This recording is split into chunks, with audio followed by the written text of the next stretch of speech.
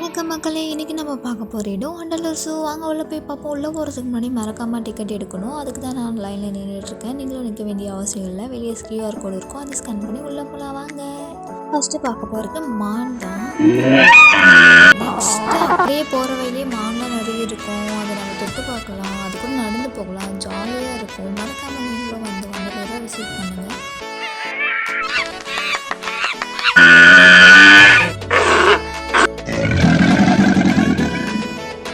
நான் போய் பார்க்க போகிறது மொழிதான். வாங்க போய் பார்ப்போம்.